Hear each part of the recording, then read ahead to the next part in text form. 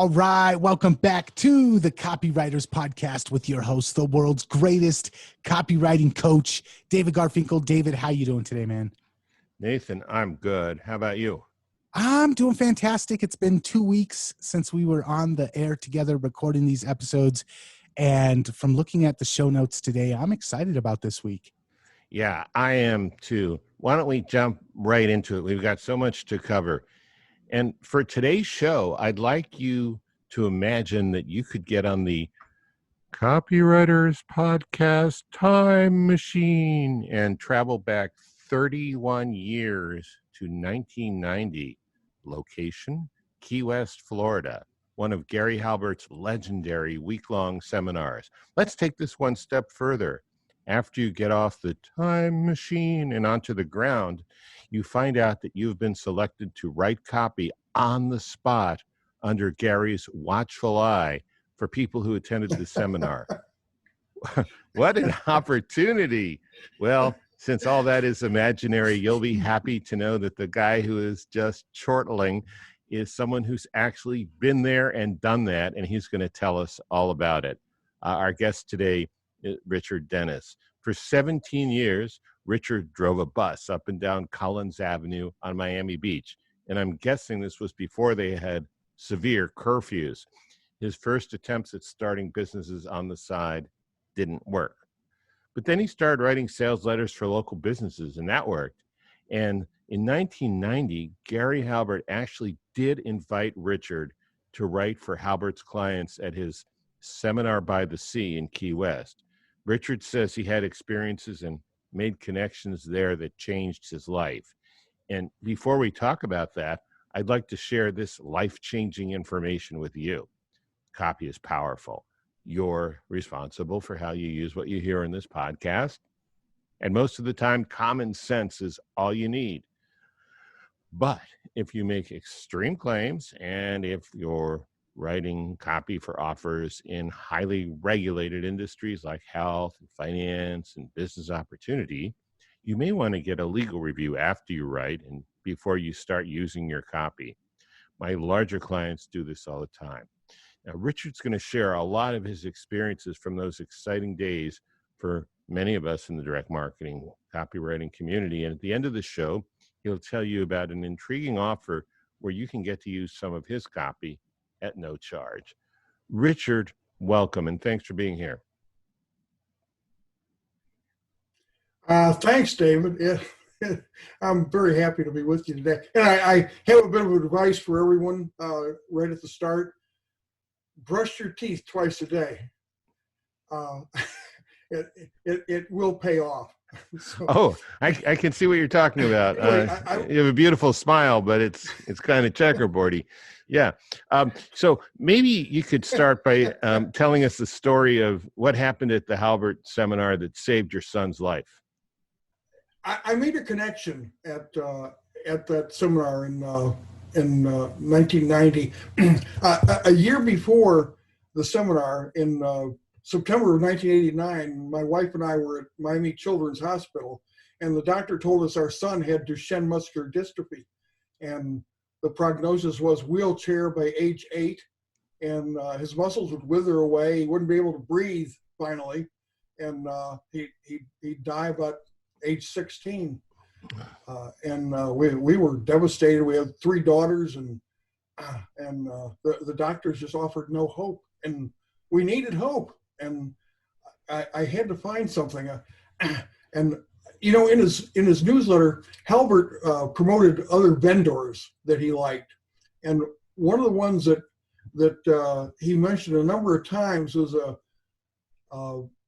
another newsletter writer up in Virginia, alternative health practitioners, and every month he'd write a story about the results some alternative practitioner was getting. And so anyway, a couple of weeks after I got back home from Halbert's seminar, I get a letter from this guy, and he's been watching what Halbert's doing. And Halbert has his seminar by the sea, and this guy is now promoting his seminar in the woods up in Virginia, about 80 miles north of Roanoke.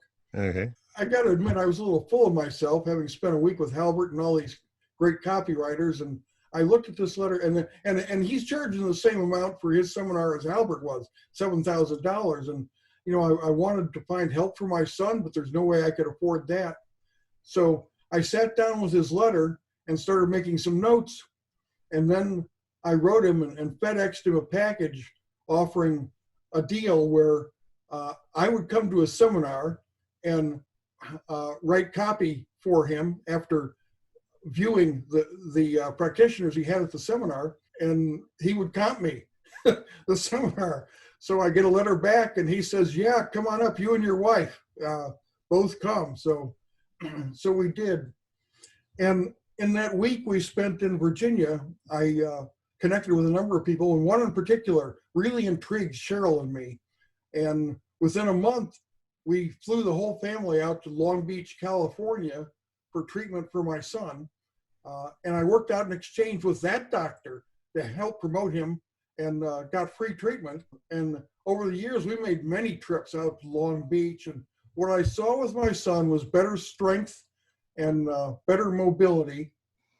He could ride a bicycle, and boys with Duchenne muscular dystrophy could never do that.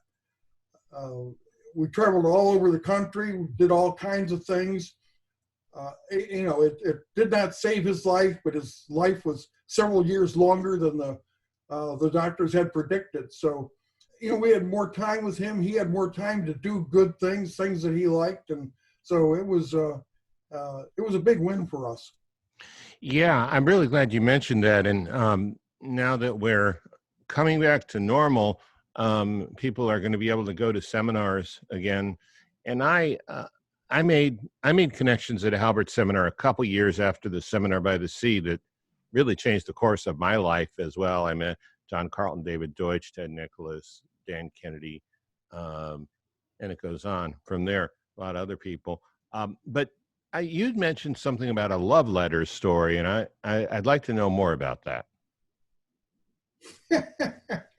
Yeah.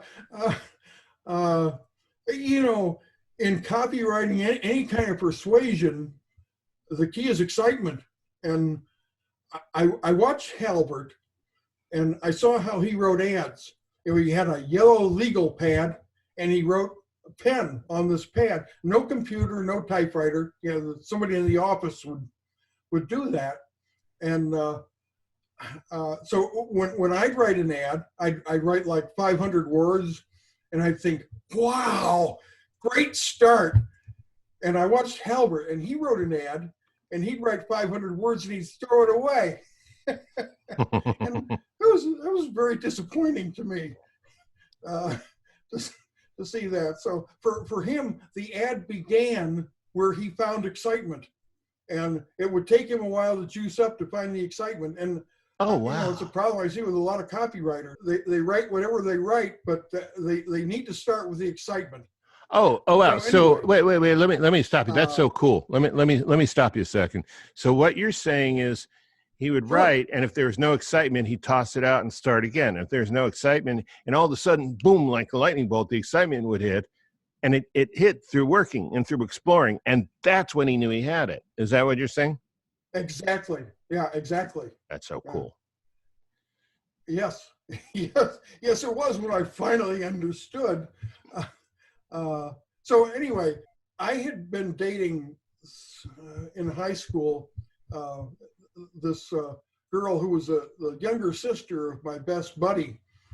And now I go to college, and I'm in Eugene, Oregon, and she's in Chicago. So we're 2,000 miles apart, and we're not exclusive.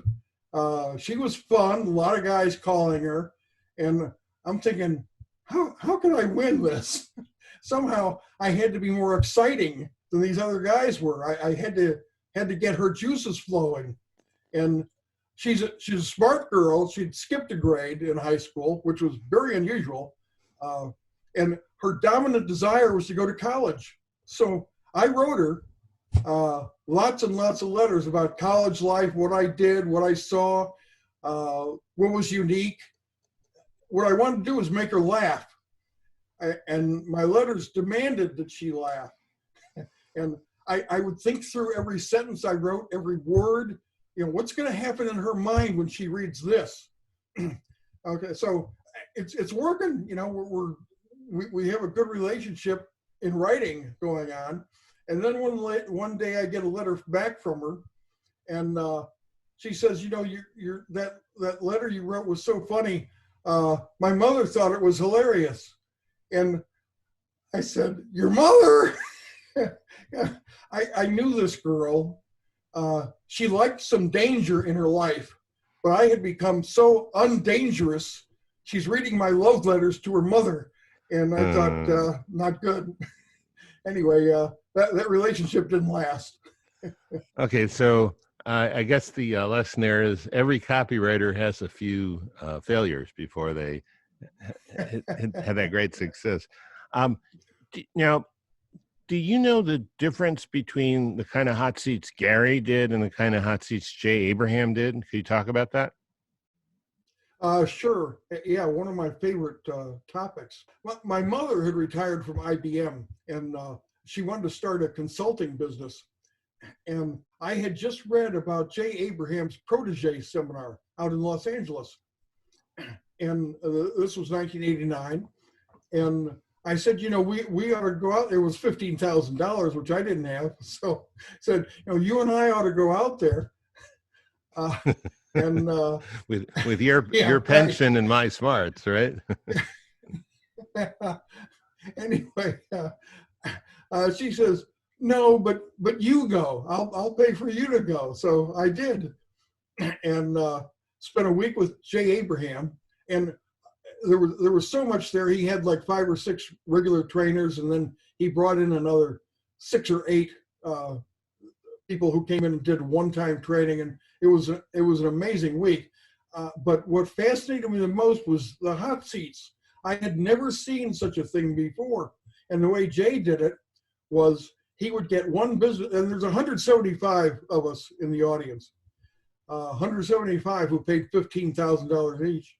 So he would get one of these guys, a business owner, up front with him, and Jay would ask him some questions for about 5 or 6 minutes, and then Jay would just go off. As Gary Halbert said, his mind is like popcorn, and it was. Jay would come up with all kinds of copy points and headlines and business strategies, and he could go for like 20 minutes or so without taking a breath, solving all this guy's advertising problems. So it was really impressive.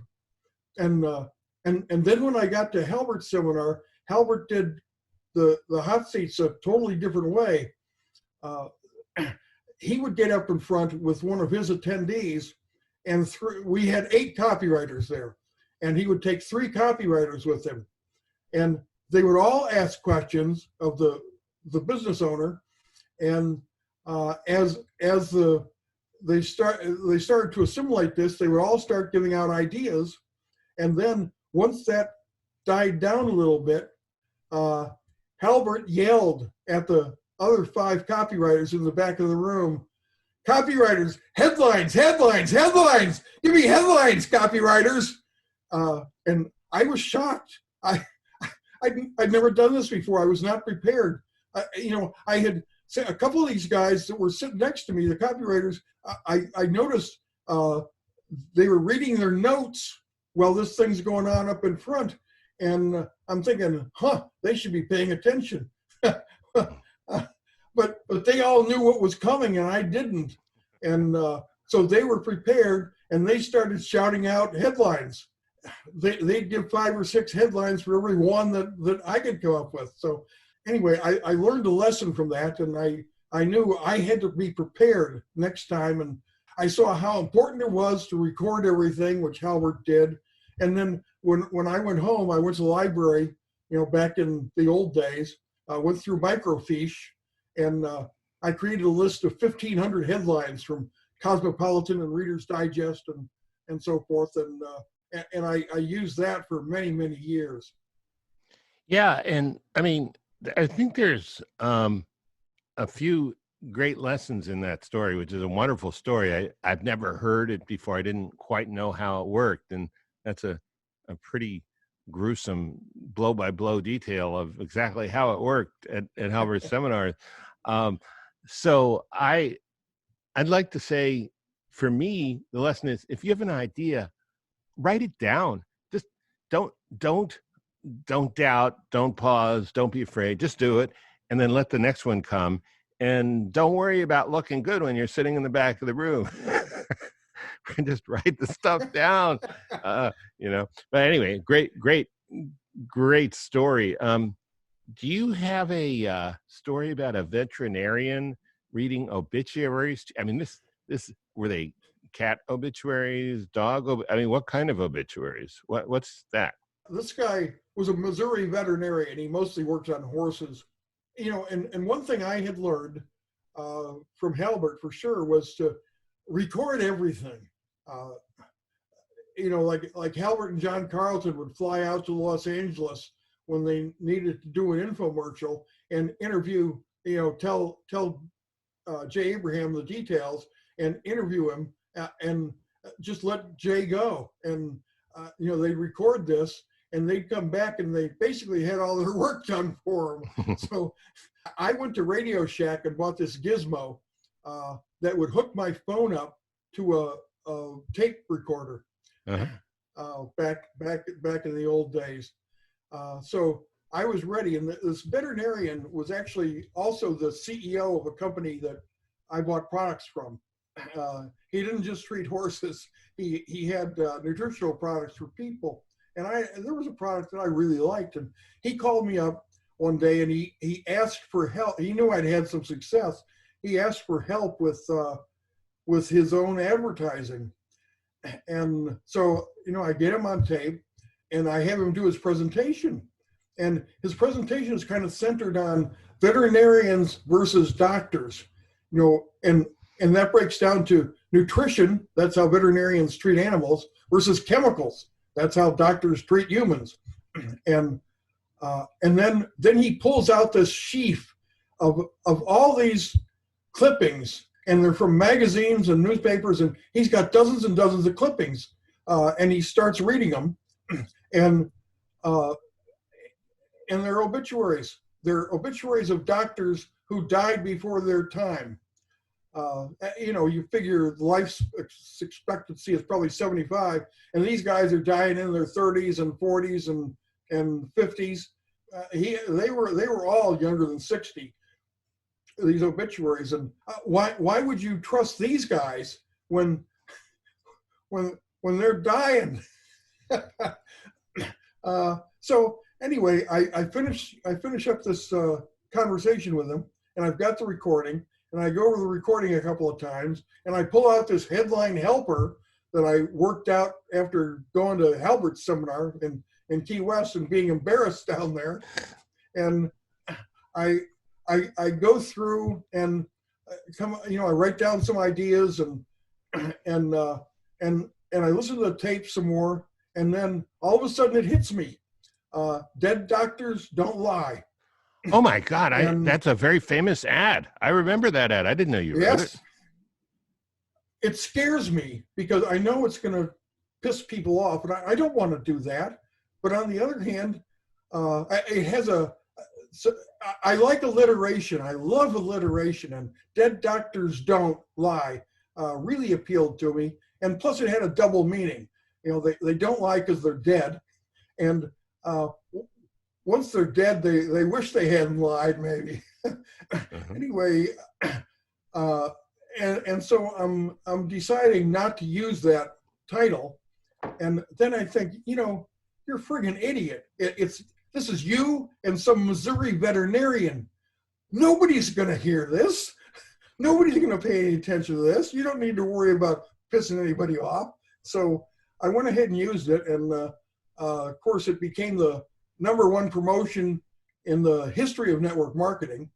And Doc actually worked out deals with 20 other companies to license that tape. And wow. With my headline on it. God, it was the tape he made for you? Because I'm starting to remember that thing going around now, and I had no idea where it came from. Oh yeah, that tape was originally the tape he made for you. Well, that tape was originally the one that we used was originally titled Wichita Seminar. Mm-hmm.